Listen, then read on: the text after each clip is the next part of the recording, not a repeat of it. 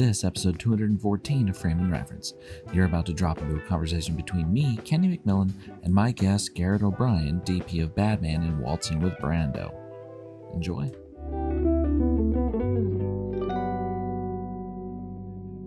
I've built my own computers ever since 2006, 2005.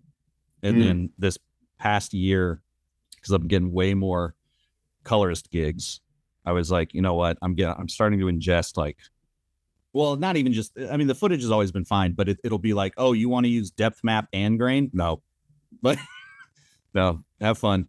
So I had Puget Systems build me a computer, and this is like, it is nice when you have experts like know exactly what to put together versus going on PC Part Picker and being like, I think that's good. Like, yeah, no, I'm 100% in the same boat. I built my first PC, and well, not that as early as you, but it was during the pandemic. I built them because I was wanting to build like a color system, and I've been on Macs forever, and wanted to start playing around with color myself as a cinematographer, just to educate myself more and work on like building a digital to film pipeline sort of thing. So I was also tired of budgets not being able to support film and being laughed at. So I was like, okay, well, I'm gonna have the last laugh. Yeah, that's kind of what it. So I used to, back in the day, I used to play semi-professional Counter-Strike, before I went to college and shit. So I was building computers for that. But same thing, actually, to your point, the color gigs. I was always doing my own color because very indie. But over the pandemic, I was like, I'm going to take this seriously, especially because I don't know when we're quote unquote coming back. And I was like, you can color remote for the most part, Yeah, and it's a good time to learn too, because you didn't have, like, for me, I didn't have any gigs going, so it's like, this is all those things I've been putting off. Now it's the time to try them. Yeah.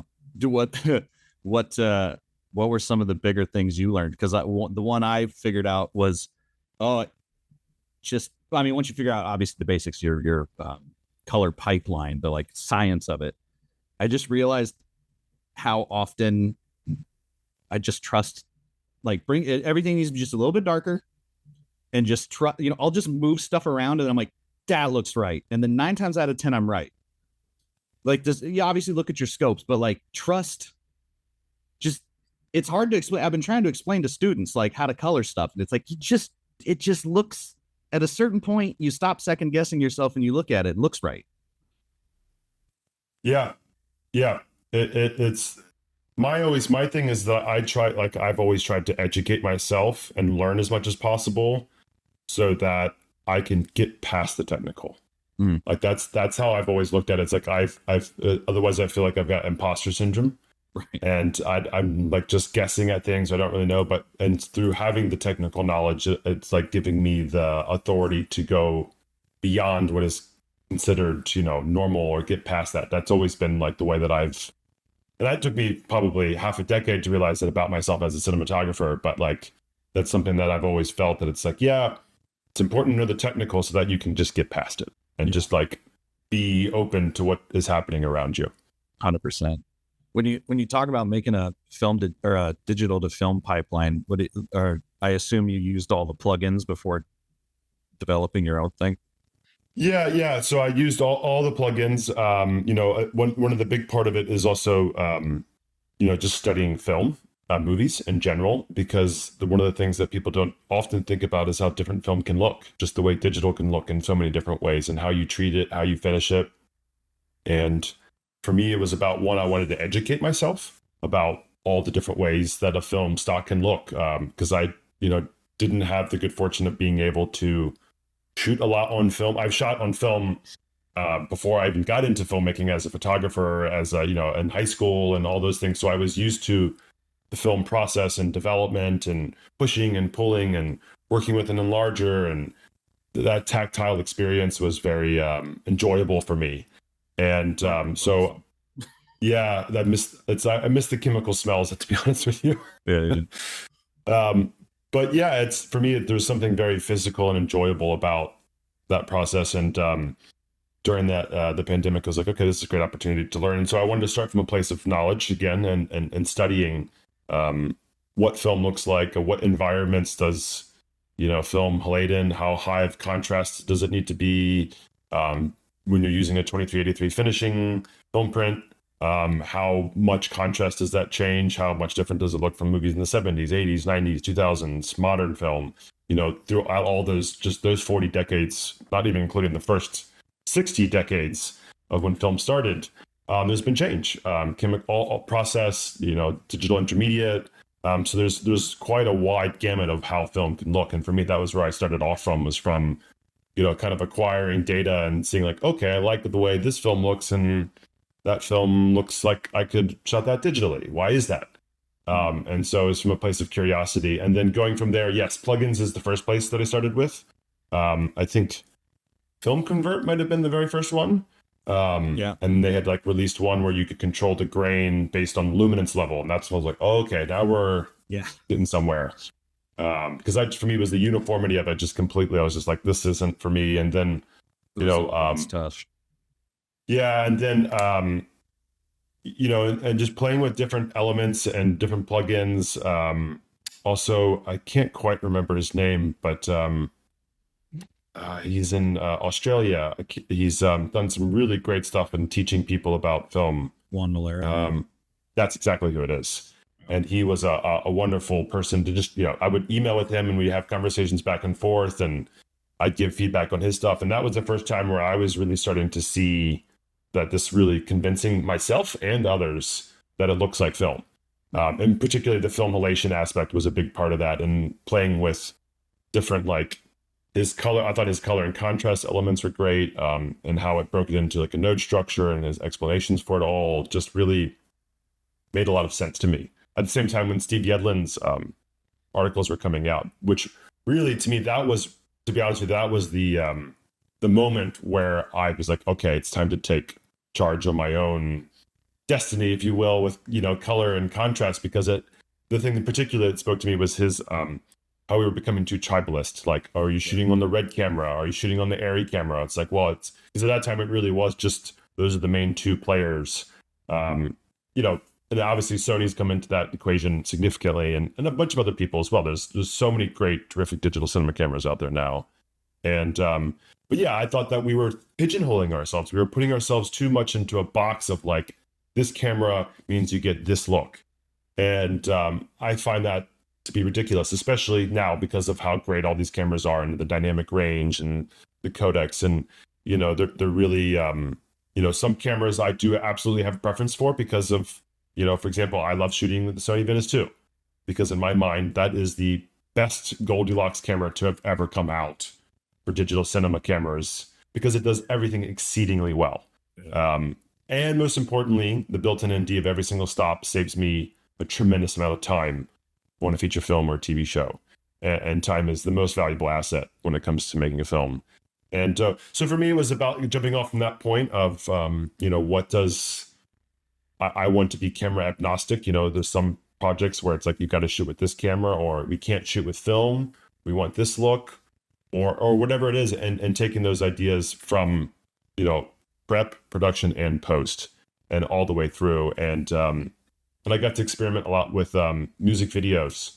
As a director, I worked with a lot. Nick Peterson would get hired for narrative style music videos. And what I would do is I would also color those projects myself to kind of learn and play and experiment with, that codec sort of film stock, whether it was, 500T or 250D, but then that 2038 finishing lot, and that playing with that higher contrast. And that's something I wanted to implement in the, certainly in prep, but more particularly in production, because, lighting with that sort of heavier contrast requires a different style of lighting. It's not just something that you can slap on and be like, boom, we've got codec film print emulsion greatness. And that for me, and that really, that I responded to it in terms of like the way that I like to light, the using more hard light, because while it still has clarity, it's with the film, with grain and halation, you've got perceived clarity, but you're not really, you're dulling contrast with film halation. You've got that bleed over. So it's making things feel softer without actually being all that much softer. And to me, that was really opening some avenues of style that I had been wanting to go to, but had been restricted to for the longest time, or never thought that the film emulation tools were up to snuff enough to really take them seriously. Yeah, I was looking down because I was like, right, I'm like, all right, get to that. But the big one that I've noticed, all of these plugins, for me, actually, it wasn't Film Convert, it was Red Giant. It was called like Film Magic Bullet, or that was Magic the Bullet. coloring. Yeah. That one, that was really informative back in the day. It was 10 years ago, because it forced you to it was pseudo node based, where it had you do everything in a specific order. So when I got to Resolve, I just replicated that. And that was actually quite a bit of a jumping point. But to your point about halation, I think that's the one thing that almost every plugin gets wrong. Genesis seems to do it really well, and Filmbox does it really well. All the other ones seem to it's too much, and it doesn't look real. It just looks like what it is, which is just a glow parameter, and it never really looks. Yeah. So what I was using for a while was Juan's his LUT base and color, and I had, it particularly had made like I believe it was like a color matrix, and I was even experimenting that with some of my own stuff. And the color matrix I thought was really wonderful because it helped with film saturation at different luminance levels, which is a big aspect to doing film emulation. And using some of his grain and halation. And I was always feeling like that it was like 90% there. And I know he's continued to make advancements on that. But I will say Filmbox's halation is the best I've seen yet. I haven't seen everything. But the best grain I've seen is from Photokim's digital grain. And that's just recently that I've used that. Yeah, and that I will say that is like, oof, that looks... And they're lots to go from. I assume. I've looked at a little bit of live grain. I've not used it personally, and I haven't done any film outs yet either. But I've been very impressed with Filmbox, and I've continued to use them for several features actually now, because I think that their softness that comes with their halation and their grain is good too. But they really have nailed halation spot on. Yeah, in my opinion. When Genesis came out, well, I was going to say, to your point about like reading Yedlin and stuff, that was one where I felt like I was, charging at 100 miles an hour trying to learn shit.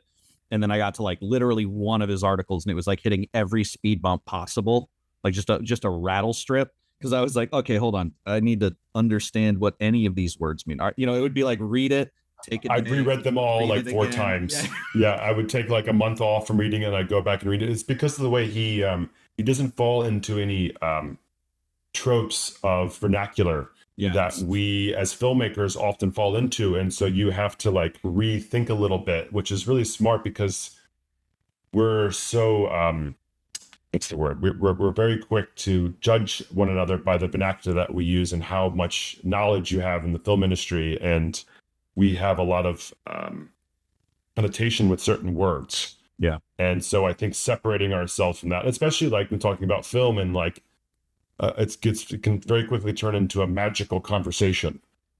Which, look, I love film. I will never say anyone shouldn't shoot on film. I wish I had more opportunities to shoot on film. I think it is something special, but I think talking about it as if it's something that can't be achieved with a digital foundation is no longer true. But there's all the reasons to shoot film, and I love seeing film. I love seeing film projected, and I also like work that's shot digitally that's got film emulation. I think it's ultimately, I don't really care about that stuff as long as the movie's interesting and the cinematography is dynamic and exciting. Like all those things don't really matter. It's fun to talk about them, and get into the weeds about them, but ultimately story and performances that matter first. Well, I think it's one of those things where like when you're really, I don't mean accomplished, but when you've done a lot of work, if you're a DP, like you got to find other things that spark interest. I think everyone loves to learn, especially in creative fields. And if you just do the same thing over and over and over again, you get very bored. So it's like, ooh, I can, dig my head into film emulation. That's fun. And then, it's just your little thing over here. Story, yes. Acting, production design. That's yes. We know that one already, but now I've got a little toy I can play with, Yeah. That's very fun. Yeah, no, totally. And that is fun, and it's enjoyable. And like, it's what I do love about being a cinematographer though is to have like I'm totally a little nerd when it comes to technical elements and learning more about that, but at the same time it's fun to play with, you know, the big stuff like story and performance and have fun with that too. And genre too is a fun thing. That's what like you were saying about playing with different stuff. Like I love stories of just different genre, of different style, of different whatever it is. Like to me, that's the best part of the job is getting to try something new every time and not repeating. Yeah, I mean, for me, obviously, and I think a lot of us, it was, I think we can't.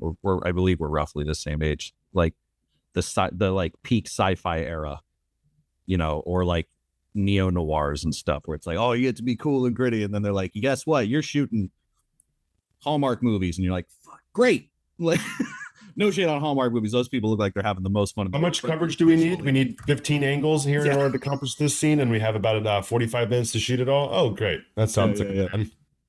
Yeah, Let's figure it out in the cut. what was I going to say about Yedlin? Oh, it was Genesis. When they came out with Genesis, I went and tested it, and I wrote a big article about it because I knew it was going to be timely. And I think the Yedlin articles. Is the Genesis the new one that just came out like a month or two ago? Yeah, he made it with Bogdanovich. What's his name? Yes. Yes. Okay. I'm familiar with this. Yeah. What's her face? Mitch. There we go. Yeah. I've been testing it myself, but I've been very curious about it. So this is the best way I can do. So I wrote that article, and then people were like, well, you need to compare it to Filmbox. And I was like, well, the whole reason I used the demo version of Genesis was because I'm not about to pay $2,000 for something that I might get paid $150 for. Yeah. And so, you know, journalism is not paying the bills. I'll tell you what. Well, it's paying a bill. And then the Filmbox guys were like, no, we'll send you we'll send you a full copy for a couple months. And I was like, sick. So here's my thing. In any of these film emulations, there is a level of trust, right? Like I don't have the capabilities of testing these things, which is I hate. Whenever I'm writing reviews about stuff, I'm like, I need empirical evidence that I bring to the table, not something I'm trusting. Yep. Can't do that with film emulation, so you just have to trust to a degree. I trust Mitch and Steve, you know, to put their money where their mouth is, right? Yeah. So my comparison of the two, they're very similar. You have way more control in Filmbox, way more parameters that you can mess with. Genesis basically turns your sensor. And sorry to interrupt. Is this the new Filmbox that just came out as well? Yeah. Okay. Yeah. Well, and I had quite an upgrade. Yeah, and I had tested initially. I still haven't written the Filmbox article, but I had tested initially, I guess the quote unquote older version. And then as I was testing it, they were like, "Hey, we just updated," which I assume, you know, it's a small team. I assume they were just like when Genesis came out, they're like, "All right, what can we make better?" Got it, and then you know, pumped all that stuff. And it seems like they were probably working on it for a while. But in any case, my best description is that Genesis turns your sensor into film. Filmbox gives you the film look. That's the best. And again, there's elements of testing to it, but like any of the film emulations that you pick in Genesis are all, this is just an example, are all, let's say, accurate to what they are. Yeah. Filmbox, like if you go into like the Vision, like the EXR emulation, it like fogs out and looks green because the photo, or what do you call it? The sensorometry, the testing they did, the film strip they had was expired. So what you get is expired film look.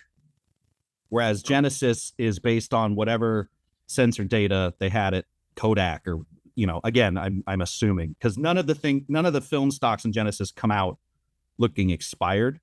And just the way that you can't manipulate it makes it so that it's like, oh, this is just, the way to think of it is like your digital camera is now shooting film, you can color that. Whereas Filmbox is a lot bigger bigger sandbox to work within and create like more interesting looks.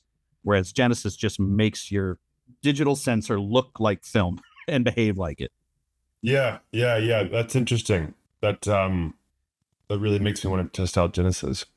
It's a pretty lightweight plugin. I mean, they have a demo and it's you know, watermarked to hell, and you can only use a few features. But yeah, I don't know. For the price point, it's tough. Yeah, that is the thing that kind of I mean, it's also a point too for me. I am getting to a certain point in my career where coloring is less important for me, but for me, I do like to have the information, and it's something that in the movies I do, we often like I have a MacBook that's souped up, like an M1 MacBook Pro, and then we've used in the past like really high speed NVMe drives to basically we'll have someone doing data backups on set, but then depending on the level of the budget, if it's under union scale, well then I'll do is I'll have a program basically set up within Resolved, import all the stuff, export out. I can basically do this every night so that when I'm making dailies for the features I'm shooting, they're getting to cut with the film look. So it's as if they've always had that, and it's a look that we've figured out in prep. And so and that does many things that are a huge benefit. But what's really nice is that this is the movie, right? And you will tweak this, of course, and I'm sure there will be scene to scene, shot to shot, tweaking, but this is the look of the movie, and they're sitting with this for months on end.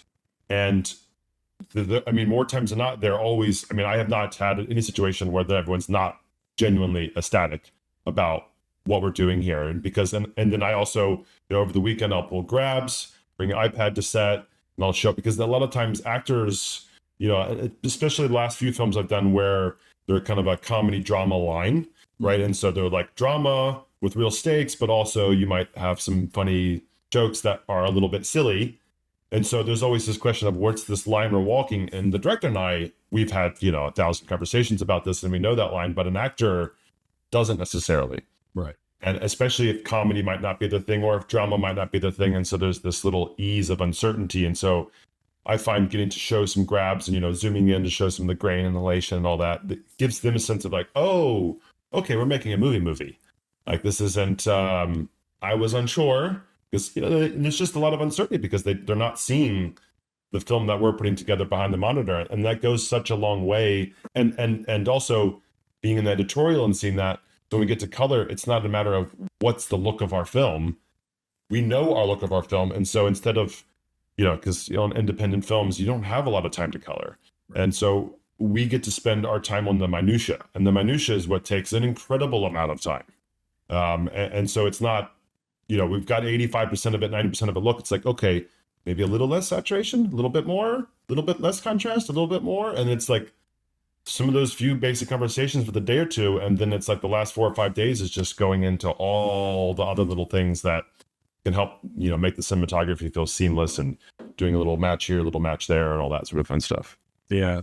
Obviously on larger films, you're going to pick, like you said, Menace 2, whatever. But when we were talking about being camera agnostic and stuff, do you find that's a difficult conversation to have with directors or producers who generally don't have the time to get up to speed on that sort of thing, where it doesn't matter, oh yeah, our job would be easier if we used a whatever C500 Mark II, and they're like, no, I need the Alexa, because there's that sort of safety net element that many directors and producers have. They're like, I know that I don't need you coming in and telling me that we can make anything look like anything. Yeah. I would say 5 years ago, that conversation was much more common. Now, I don't know how much that's indicative of where I'm in my career versus where producers and directors, how they consider cameras now. Mm-hmm. I would guess it's probably a bit of both. I especially on commercial jobs where you may not have worked with people before, like I get a call, like a recommendation, like, oh, I really love Alexa and Cook Together. Right. I'd be happy to shoot with that combination. Chocolate and peanut butter of film. Yeah. And, more times than I'm like, yeah, I like that. Or if it's like, we want to shoot with the red, like, okay, what's the reason? Well, we've got 3 of them sitting around. Great. What lenses do you have? And they might be like, well, we got this and that. I'm like, well, I don't really like any of those lenses. And I'll give reasons. I always give a reason to why I'm turn something down or to not be the team player or whatever it is, because there is usually a reason behind it. And it's not just some magical reason. It's a real reason. And, that's all really important. It goes back to that technical thing. It's important to know the reasons why, so that when you are having those conversations with the producer, you can support yourself with knowledge and real answers. And then when I give them those answers, they go, oh yeah, that's a good reason. Let's do that. So yeah, but at the same time, it's more actually me. A lot of times now it's the opposite way around where like, yes, I will have a Venice 2 as my main camera, but I also own a pocket 4K camera. And I love that thing because I've had it for a while, but you can slap that thing on to just about anywhere. You can put a PL lens on it. You can put an EF mount on it with a speed booster.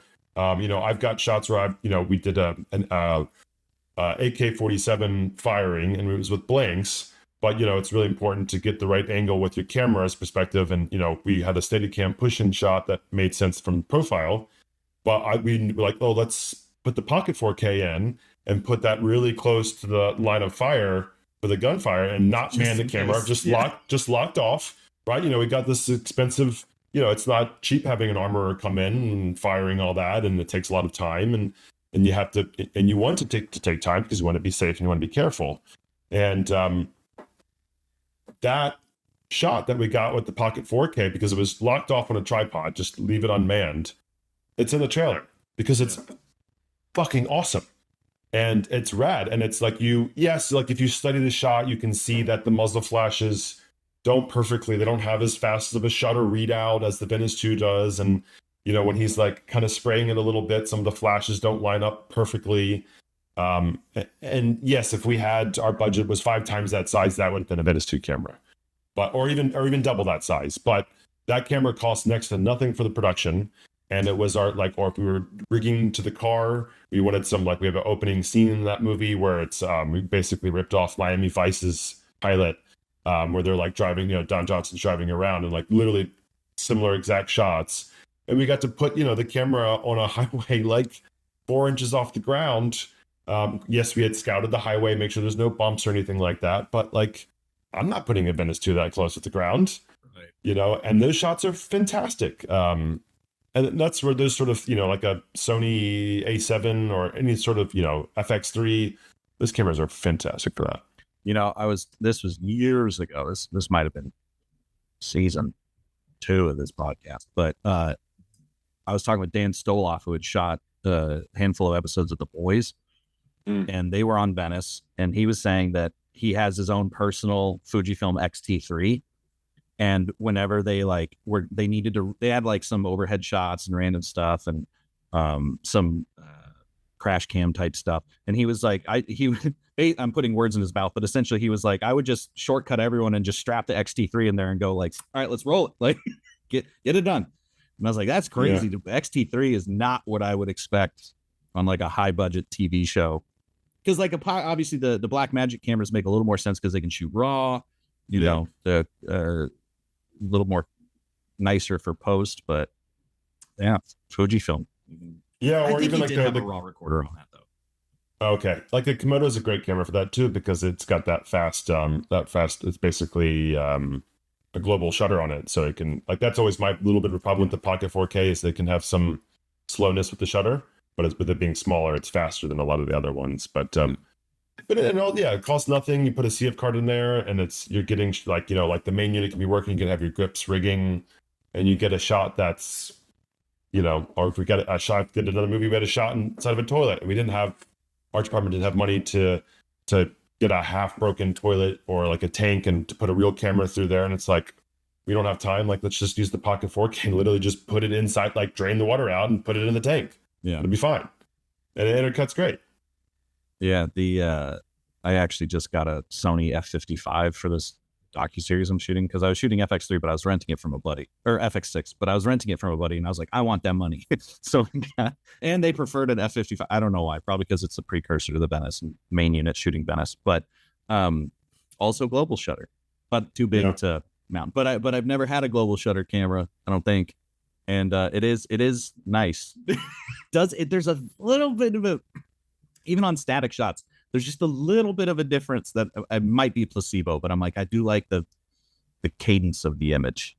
Like the motion blur of it just feels a little bit more natural. Yeah. Mm-hmm.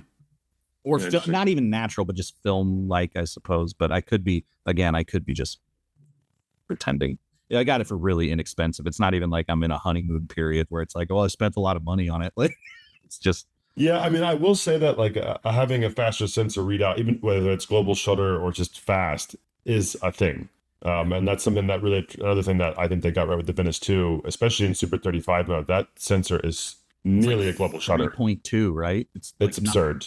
Yeah, and you know, I do action scenes, and that's noticeable. And I've done full frame shooting with the Venice 1, and I get hired a lot too for like stylistic comedy where it's like, you know, you're doing whip pans and you're like landing on someone, and that is when I did that full frame, like the entire sensor of the Venice 1, and did that pan like for the first time. I was like, oh, this is like 5D Mark II stuff. Yeah, not quite that bad, but it is interesting, and they've improved that significantly with the Venice 2. Yeah. I just remembered something I wanted to go back to, because you were talking about Batman for a little bit, like the AK-47s and all this stuff like that. But you colored it as well, right? Yeah, I did. So I wanted to know kind of how you set yourself up for that, because I assume that's the first feature you've colored. That is the first feature I've colored, So did you have a follow-up question with that? Yeah. So it was basically like, how do you set yourself up to know that that's what it's supposed to be? You know, that because I've always, like, at some point I have Jill Bogdanovich's email, and she's supposed to do the podcast at some point, but obviously she does every major film.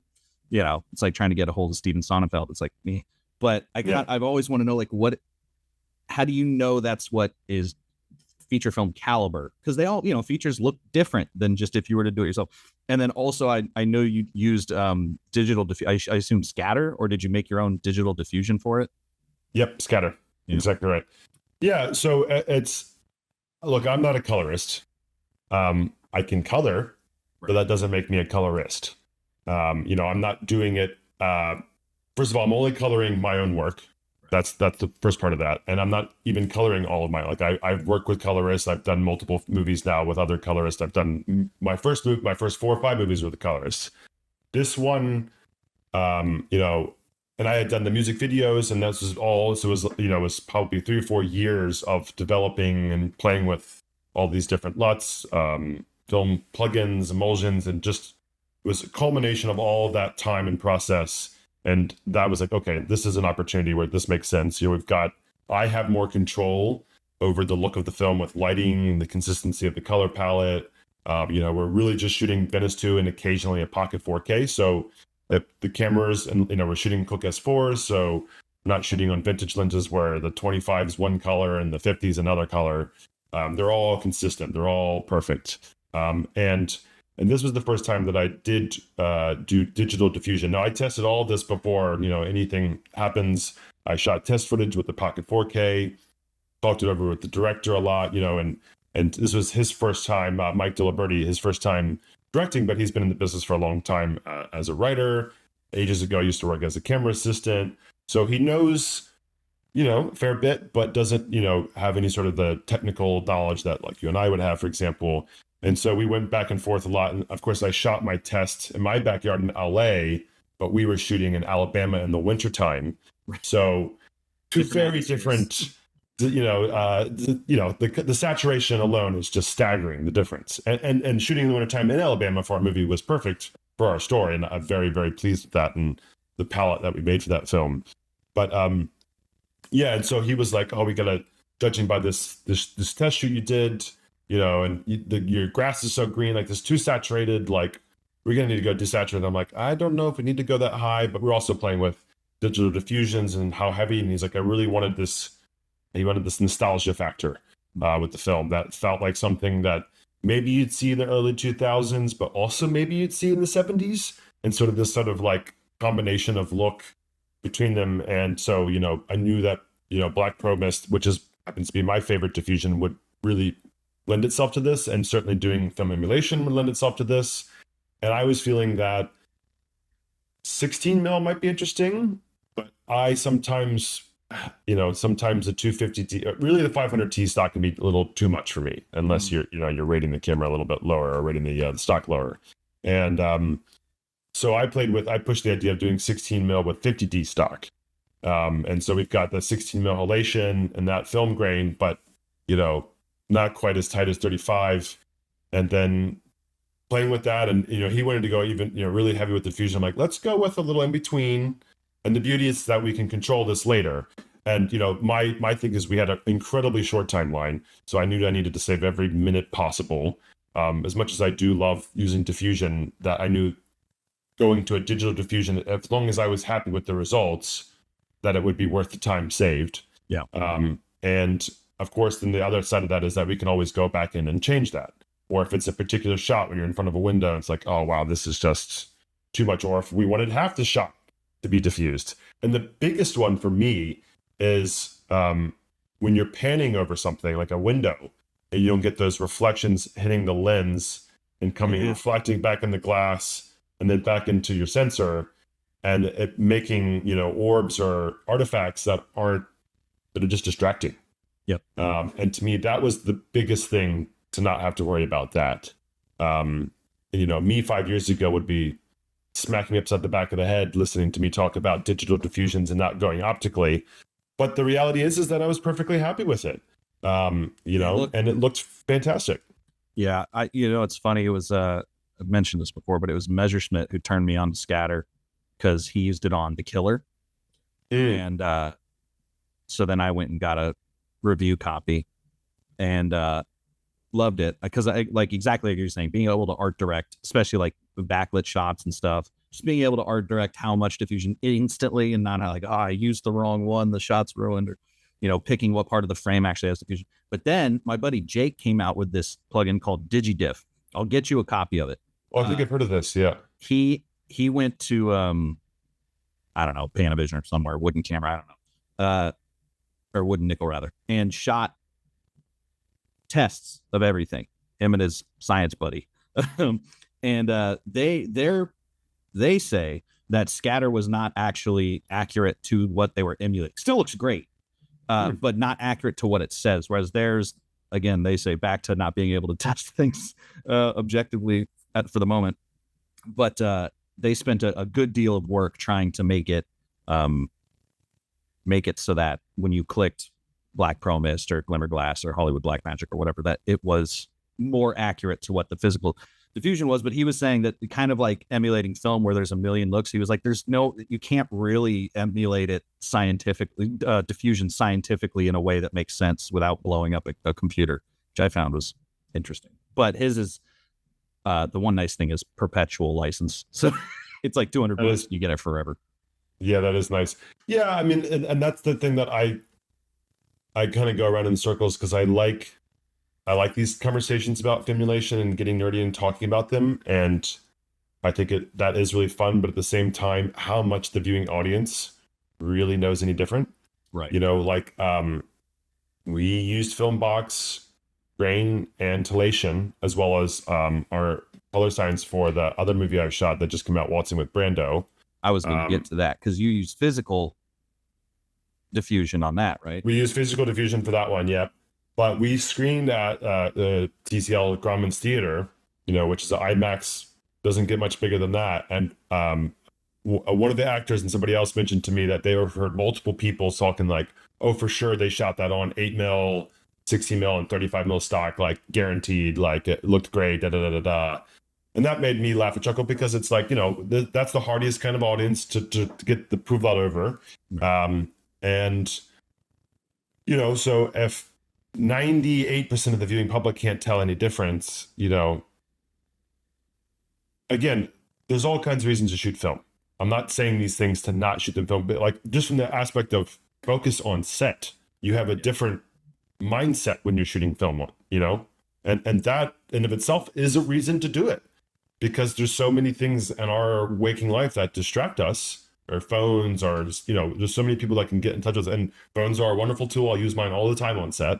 Best viewfinder ever because it's really fast. Yep. And except for when you're trying to change lenses, then you're like, no, it's a different set. Oh, you've unselected all the, you son of a bitch. I also need to get a pistol grip for it as well to kind of treat it like a proper viewfinder. But yeah, I mean, again, these are all. I'm not saying it's like goes back to the headline. I'm not saying it should be this or that. It's just having the options. And yes, we wanted to get it looking good and feeling right, but like, let's not be too precious about it. You know what I mean? Like it's about. I don't know. I will get just as nerdy with anybody about this stuff if you'll let me. But at the same time, it's like, I don't know. I find the conversation interesting. Well, I think it's it's more interesting when there's an end goal. I think Yeah, too much there's people totally. that the sort of presupposed end of the conversation is that everyone's going to agree that film is better. And when that's the end of the conversation, it's like, I don't even really want to talk about this because I don't necessarily agree with with the solution here. Because like F1, that wouldn't look better on film. That looked perfect on digital. That was exactly what that thing needed to look like. So it but I think there is the fun part. I think we sounds like we both agree on is just the idea of it's almost a thing of like, can I make it look like film? That'd be interesting. Less so because obviously there's an emotional element to it. With Waltzing with Brando, obviously you're replicating the '70s. With Batman, you're evoking the idea of that time period, or even the early 2000s. So there's a reason to emulate film versus just like, oh, the film. I have this theory. I mentioned it before, but I have this theory that back in the, like you were saying, the 5D era, or even before that, the DVX era, we were saying we wanted to emulate film because film was the real thing. There was no sliding scale. It was you shot film or it looked like shit. And then I think all the younger kids got online and saw all the forums and everything of us talking about emulating film and thought we meant photochemically, which we do now. But at the time, I think like we were all like, we don't have the budget to shoot film. How do we get the film look? And that was more like the cinema look, production design, obviously any depth of field at all. 24p. We didn't have 24p, and so I think we've done the internet, the group of people who have come up on the internet, a disservice by not being louder about. No. We just meant everything that went into film production, not photochemical replication. But that's just a theory I have, because everyone talks about, the film look. It's like there isn't one. There's grain. That's true. Yeah, that is, I think, a good point. That because even earlier, like a good decade ago, I was probably saying that sentence, the film look. It's like now I describe the particular precise kind of film look that I'm trying to achieve, and a lot of times it's what. And so it's interesting. And we used to go through all kinds of, I remember when we had mini DV cams and the the ground glass spinning and all those attachments. The lettuce 35 one. Yeah. And Red Rock made one, but it didn't have the spinner. So it looked real like, but you're just getting 24p. What a transcendental moment for digital cinema. Dude, it was 24p and shooting on not P2 cards. Yeah. 24p and SD cards were like, holy shit, we've made it.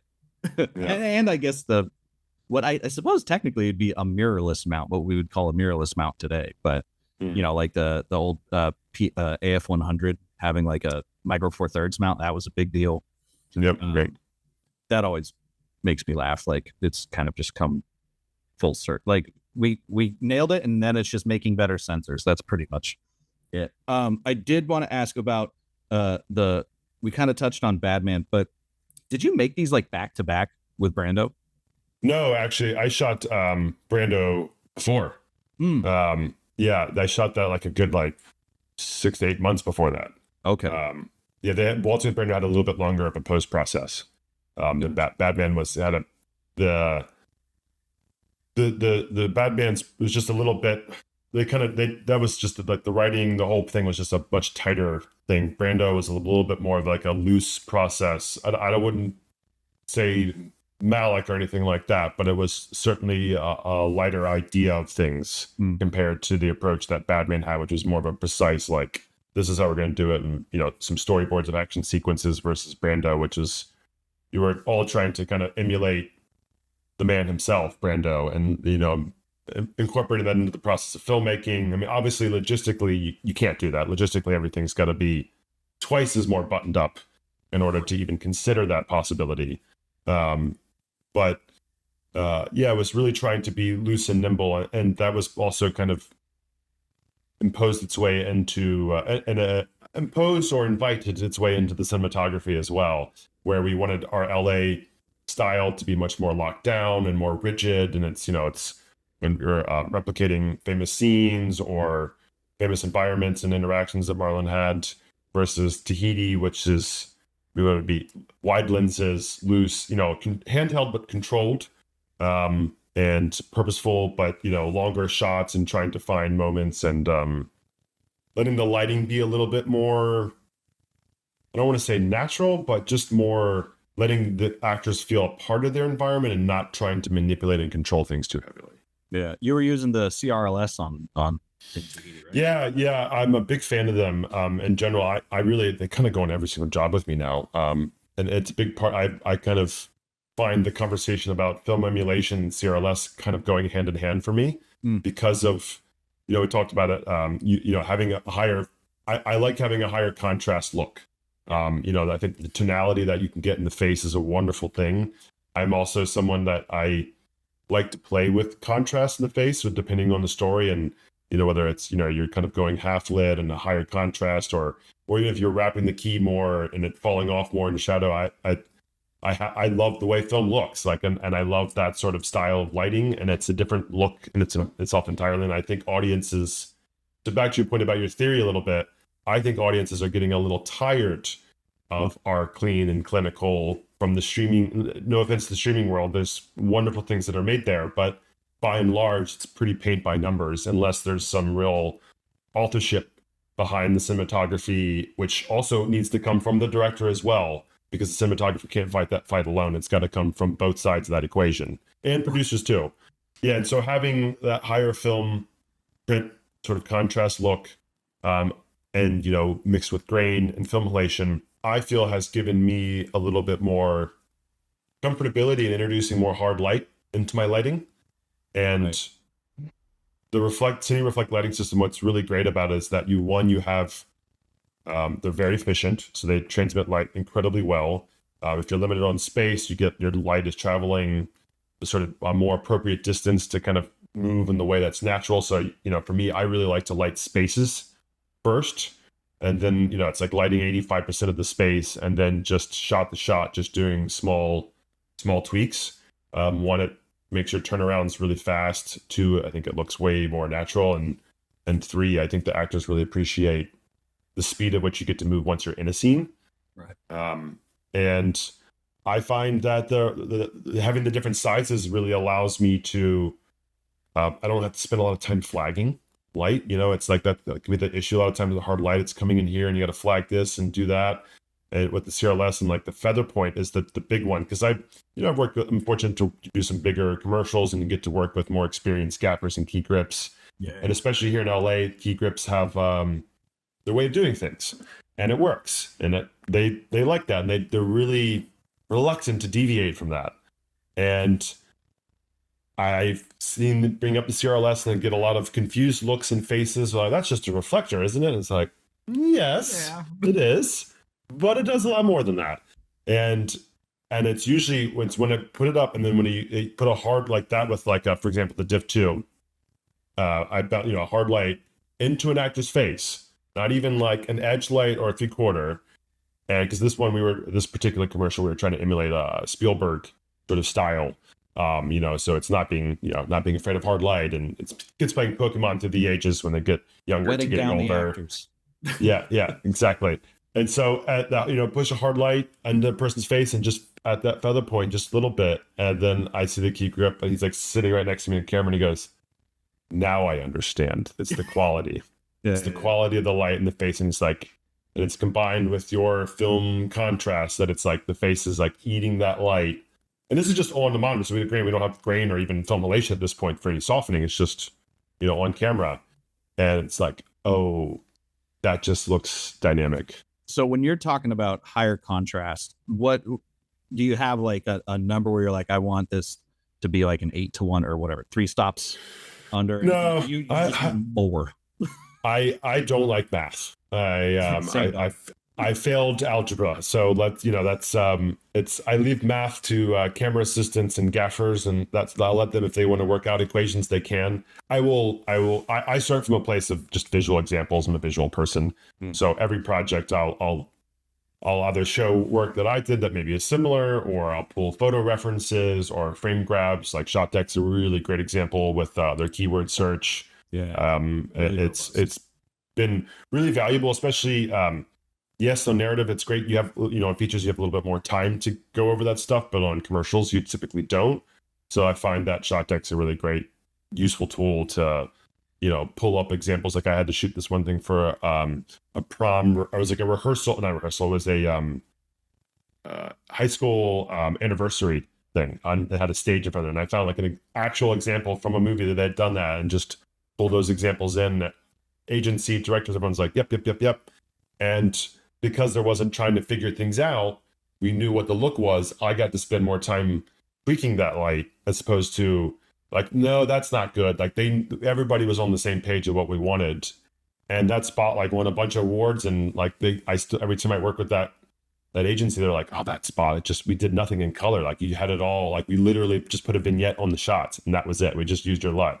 And it's like, yeah, because we're all on the same page and we get to spin that last 10% can take a lot of time if you're not dialed in right. And I think that all goes such a long way for doing that. And, and I think I love soft light. I think soft light is wonderful, but sometimes the cinematographers, especially in the digital age, I think we've gotten a little, I don't know, a little pedestrian.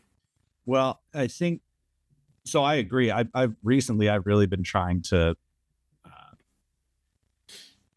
force myself into not taking more risks because that obviously scares everyone, but just being because obviously a big 12 by right next to the subject, that's going to look nice. It's safe. Yeah. We're going to, especially, I mostly do documentary right now. And so I don't need to I'm not doing, and none of them are murder docs, right? These are all, the person just needs to look nice, but on the other hand, my buddies who are directors who I work with are like, they want it to be a little more dynamic because they're like, what else? Fuck it. It's just, they're sitting there, make it look cool. And so I've really been trying to because I don't want to fuck it up. Right. So I'm trying, it's that weird push and pull between like, oh, maybe I give them a hard slash over, but is that too much? I mean, like, so between that, it's a hard mental game. And here's just I can't help myself because you give me a very particular example. Like what I would play to spice that up is that let's say you have two sources. Let's just say they're average 1200Ds for sake of ease, or 1200Xs. You could bring the one source that's more wrapping around the face. You double break that, and then the one that you can make more of like your edge light that's from behind here. Have that one just go direct, and so you get more spice hitting this side, and so potentially, if it's at that right angle, you get some reflective highlights towards your camera. Or I guess if you was going this way, you could reflect that way. And that just gives you a little bit more of that sort of like heat that kind of goes a bit softer and falls off more as it comes around and wraps around the face. And so that's just an example. Like you can still use that 12 by, but you can give that 12 by a little bit of spice. There's all kinds of fun, interesting, dynamic ways to play with all that stuff. And I think while the camera stuff technology is fun, I think the advancements in lighting over the past 3 to 4 years are really exciting and really allows, we just did Wrap the Feature in Los Angeles here, and man, it's so nice working with LA crews. They're so good. They're so fast. It's hard to beat them. Like they're really superior. And like we had a really short shooting schedule, and the quality that we achieved is remarkable. And especially like worked with a very, very good gaffer and key grip, and they took such good care of me, and we really pushed each other, and that was a lovely experience. But like, we were also in an older building, and cameras all gone wireless, lighting's gone wireless, grips aren't wireless, they're still hardwired, or hard planted. But there's I do think there needs to be someone on set now that is control of all these frequencies, because sound's also wireless, everyone's stepping on each other now, but that technology, when it's working perfectly, it's a wonderful thing because the speed and like, oh, I've dropped that up at half stop, down a stop. Like it's a really, really great thing, and it's a really great speed to work at, and I love it. Yeah, I'm not in board op territory yet, or we'll get there eventually. The iPad's still effective as well. It just depends on how many, how big your spaces are and how many units you're working. Actually, I know we got to let you go here soon, but I did want to ask about the Tahiti crew, because I heard that you hired locally for that, right? Yeah, so we brought out the only people that came out with me from Los Angeles were my B cam operator, as I operated myself as well for A cam, and then our first ACs, Lauren Peel and Michael. I cannot pronounce his last name, but he's a lovely guy. Sorry, Michael. But our second AC and data manager, they were local, and then all of Grip Electric were local, and like, for example, like our production designer, his entire art department was all local. I mean, he had some people making some graphics here that they would, send digitally, but anyone that was doing like physical labor, pretty much were all local. And so, yeah, it was certainly a really lovely challenge, just because there's a language barrier. Not everybody speaks English there. French is the main language, and there's just not anywhere near the sort of resources that you might have, obviously on any small island. But like the Fiji, for example, has more infrastructure than Tahiti does when it comes to the film industry. And the story I love to tell is that Mike Gaffer, the day before production starts, he was building out the camera van, no trucks, all vans, with 2x4s and planks. So that's an example of how the Tahitian spirit just get it done, but get it done well, and they're all troopers, and, they work with all different crews. They've worked with French, German, American. So they get the whole gamut of all different types.